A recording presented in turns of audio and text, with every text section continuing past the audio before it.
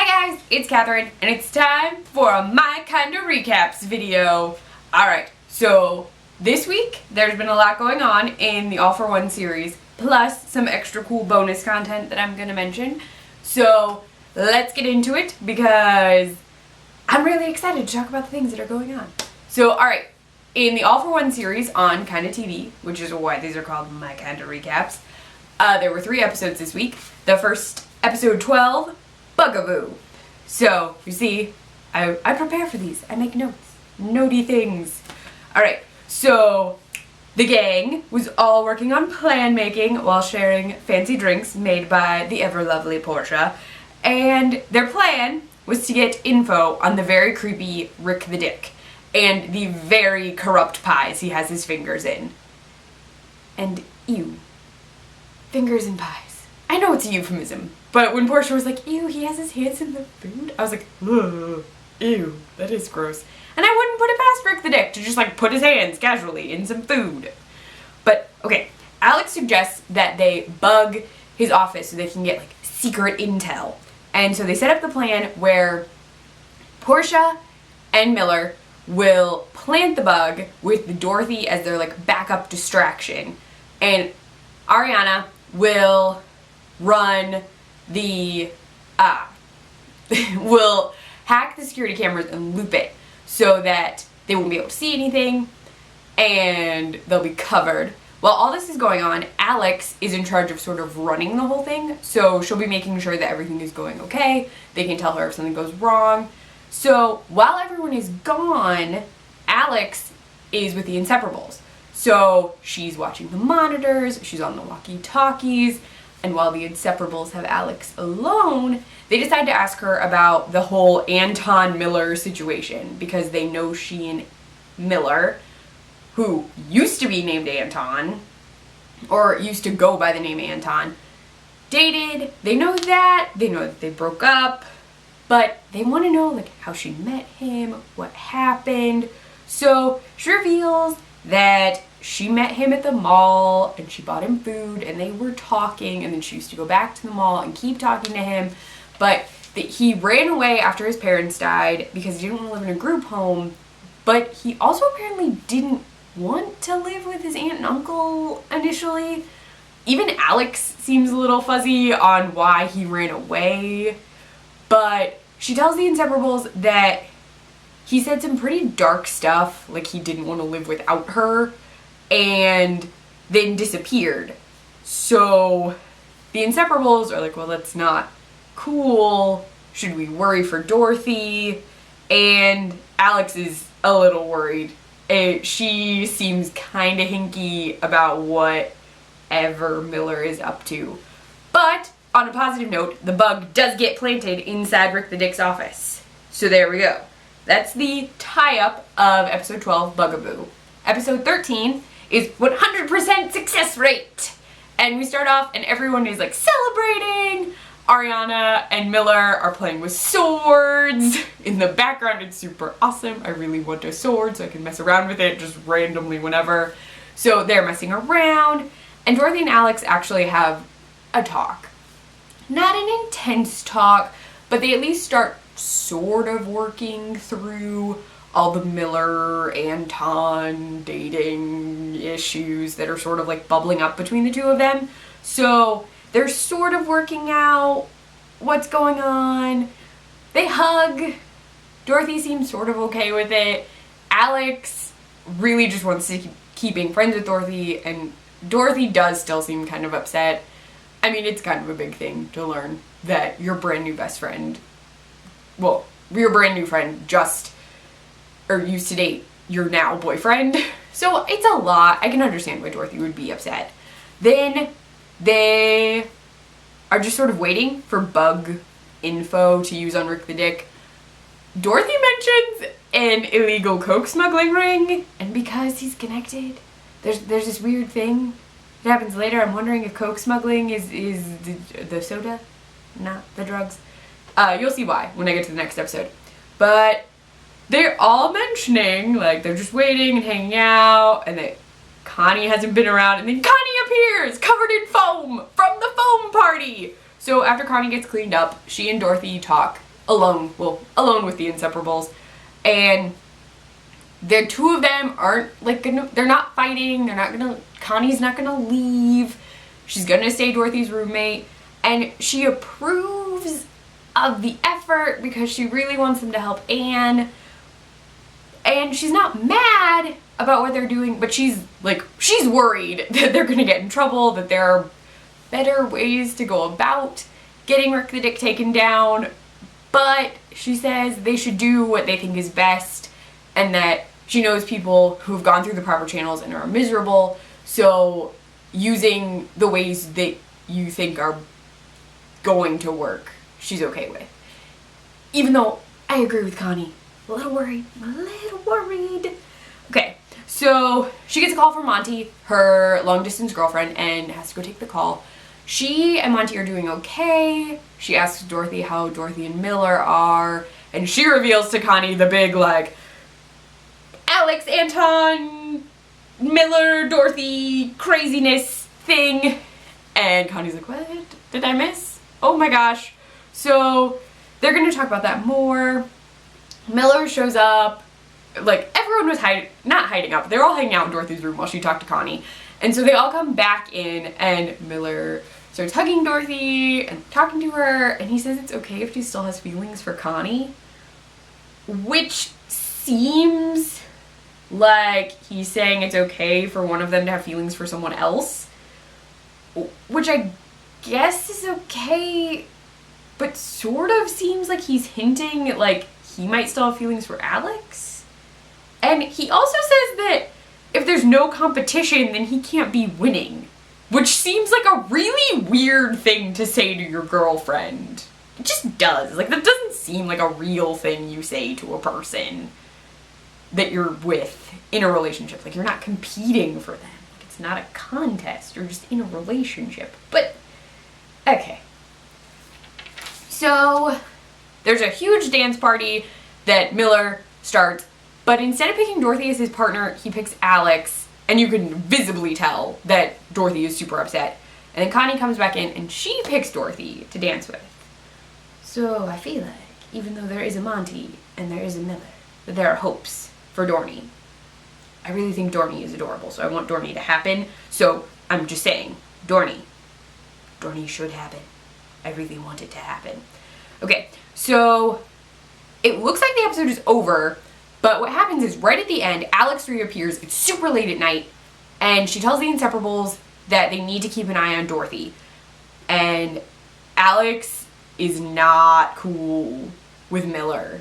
It definitely looks like she doesn't think that he's making smart decisions, or that something is up with him, because she says Anton wasn't a good guy, and even though he's going by a new name now, it seems definitely like something is up with Miller.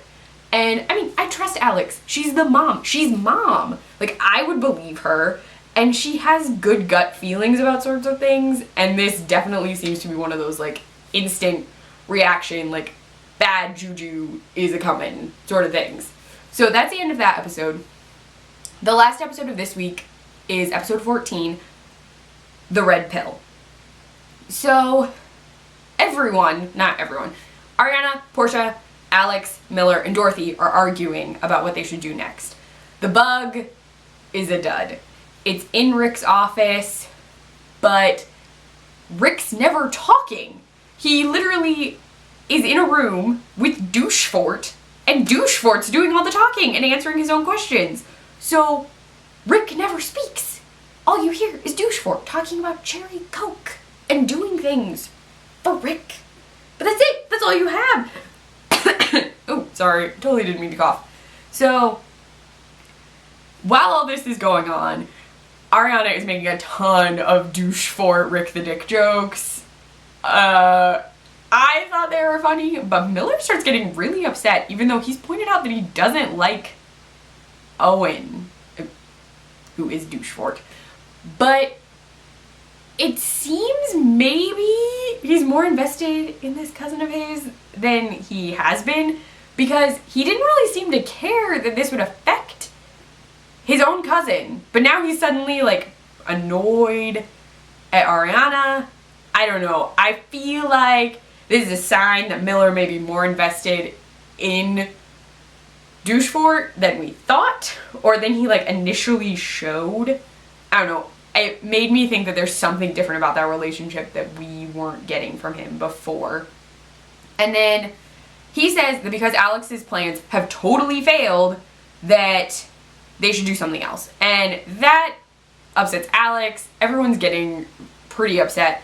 But Alex has to leave because she's helping Anne with a pledge event. And as soon as she leaves, Miller, Dorothy, Ariana, and Portia start talking about plans. And the plan sounds like it's coming from Dorothy. And it's to get Douchefort to reveal stuff, or to make it seem like Douchefort has been revealing stuff about Rick to one of them, and like get him away from Rick the Dick. So like it'll make Rick look bad, and it also takes care of Dorothy's Douchefort problem. But while they're talking about the plan, it actually sounds like Miller thought it up, which seems weird because he was just sort of defending his cousin, and now he's totally okay with like throwing his cousin under the bus. It just seems very flip-floppy to me. And so they go over the plan, and Alex really doesn't like it because it puts one of them in a position of danger, because one of them is going to have to come out and say like they know stuff from Douchefort that they shouldn't know, or like he's been mouthing off. So one of them will actually be a target for like sort of an attack from anyone who's connected to Rick the Dick and Douchefort. And while they're going through all of the options, Dorothy initially offers, and everyone's like, no, that would never work because no one would ever believe that Douchefort would talk to you. And then Portia doesn't want Ariana to do it because she thinks she doesn't want Ariana to be in danger. And then Ariana says Miller probably wouldn't want to do it because he lives with his cousin. And so finally they wind up saying it should be Portia, which seems like a terrible idea to me, because Portia is lovely and great, and I worry for her safety a lot because Portia is fabulous, and I don't want to call her adorable because she sounded so annoyed when Dorothy called her adorable, but she's just so bubbly and nice and wants to take care of everybody and make sure they're happy, and now they're making her like the bait. Like she's bait. Like if this were a Scooby-Doo situation, she is Daphne, and Daphne never makes it out okay. I mean, she does, sort of, but she like disappears down a hole in a wall or gets captured by the man in the mask and is in danger, and then they have to rescue her, and I feel like that's gonna happen to Portia, and I'm not okay with that. And there was a hashtag from one of the Inseparables. It was hashtag protect Portia 2K forever, and I totally am behind that hashtag. I tweeted it out on Twitter. I need Portia to be okay.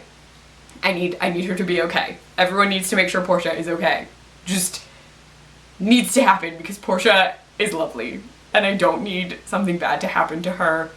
So, okay, those were the episode tie-ups. That's how it ended. Portia really doesn't look like she wants to be doing this at all, but she agrees to do it because they think it's the best plan, and I'm really worried for Portia. So that was the end of the 3 episodes this week, but there was also some really cool bonus content. KindaTV did a Periscope on Thursday at 4 p.m. Eastern time.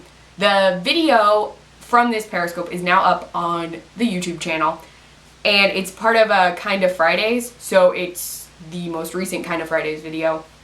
They interviewed Natasha Nick-Vanlis, who is the host of KindaTV, interviewed Angie Lopez, Gwendolyn Cummin, Claire, oh, I'm gonna butcher your last name, Claire, I'm so sorry, Ganyon King? Maybe? I hope? I really hope that was right. If it wasn't, I'm really, really sorry. Then Lene Curry Roberts. Yes. I did a mini article about this on the Nerdy Girl Express with pictures. I took screenshots to use. So there are screenshots in there of stuff that happened. There's also a screenshot of one of my comments. because I was able to comment for part of the Periscope and I wanted to show off the fact that I actually made it into the chat part. I was really excited. So it was really fun. I did get booted at one point where my Periscope just wasn't loading and I had to leave and I couldn't comment anymore, but I was still doing the little hearts. It makes you feel like a real inseparable because you're just like your comments are popping up. I even said shut up Breton because I had to. I felt like I had to. So that happened. The Periscope's really cool. They answered fan questions. They did a lot of fan questions. They showed off hidden talents. They did a lightning round. It was really cool and you should check it out. It was great. I don't want to tell you everything because it's not super long and it's really fun to watch all of the actresses interacting together and just getting really into being in this Periscope situation. There was also some behind the scenes content from Cherrydale Productions. They're the group that produced the All For One series, and they've been doing behind the scenes videos. They're vlogs. They're not super long. You can watch them on their channel. The one they did this week was asking different cast and crew members who their favorite character was in the series, and it was really cute to see. It was just fun to watch things, and they're totally like hints at stuff to come because they showed Ariana and Dorothy covered in paint, and I feel like it's secretly because they've mentioned that there are episodes at a carnival and it's shot in a different location. It's not shot in Dorothy and Connie's room, and I'm really excited because I'm pretty sure they filmed this vlog at one of the carnival scenes, which means something happens with paint. And I feel like it's going to be really exciting. So those are really cool. They have more videos. I watched a few more. You should definitely check those out too if you're loving All For One and want more like info about what they were doing while they were filming. So there are those things. I've been doing screenshots on Twitter after all the episodes. So I try and take screenshots of things that I really liked or like crazy moments that freaked me out. So I post those on Twitter, and I normally use the @ for KindaTV and the handles for KindaTV and the All For One series, and then I hashtag, normally a hashtag from inside the show, and then like I did the hashtag protect Porsche 2K forever, but I also use the hashtag A40, so that one's in there. I just really like taking the screenshots. I have fun like finding the moment that I really, really want. I try to catch like a cool moment with the Inseparables and the characters together. So those are cool. If you want photos, I just take them like while I'm watching. I rewatch the episodes a few times, and yeah, that's how I got the Periscope ones. I just watch the Periscope a lot. But yeah, so if you like this video, definitely give it a thumbs up. If you want to see more of my KindaTV related content, my other nerdy content, I talk about a lot of stuff on here, please subscribe to my channel. You can also find me on Twitter at ClefNotes, on my blog clefnotes.wordpress.com, and I write for the Nerdy Girl Express, which is thenerdygirlexpress.com. I also run their Snapchat, which is just the Nerdy Girl EXP, and I post iZombie related recipes on the iZombie support group site, which is iZombiesupportgroup.wordpress.com. But I'll link everything below for you guys. Alright, bye guys!